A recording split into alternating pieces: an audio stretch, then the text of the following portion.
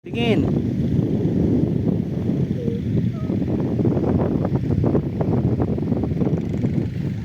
Ayos.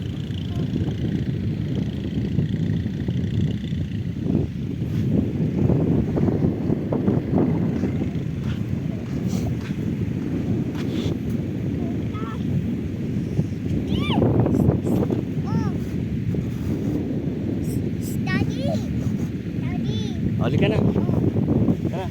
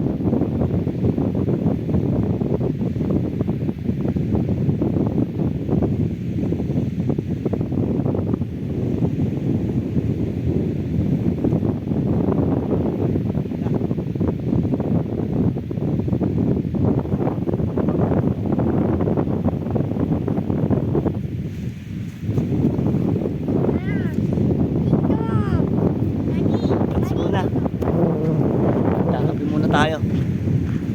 Ay natin tayo ba? Tayo nagpaalit.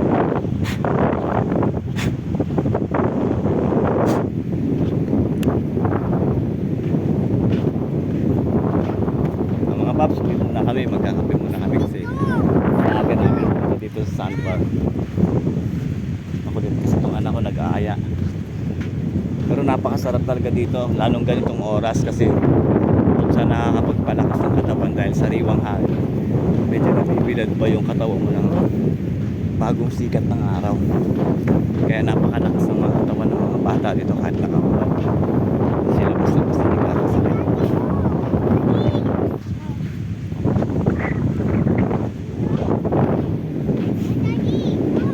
Dito rin ako lumaki sa lugar na to. Dito ako sinilang pero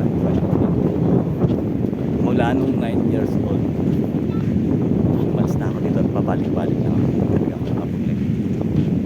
Pero naranasan ko lahat ng naranasan ko. Kung ng isda, magsisisi, lahat yun naranasan ko. Tunay nga mahirap pero sa mga katulad natin mahirap ako. Salamat.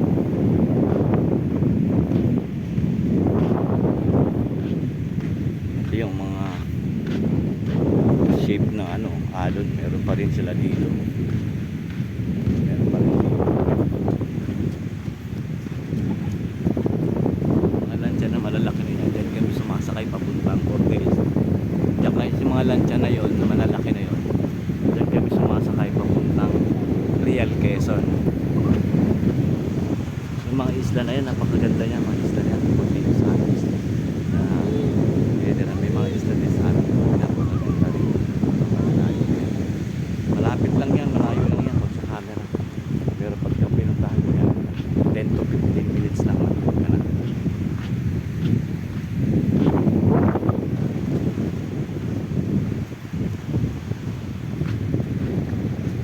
Sige Paps, bye bye. Next time na lang uli. Sana manood kayo ng YouTube channel ko at sana mag-subscribe at comment na rin po. Salamat.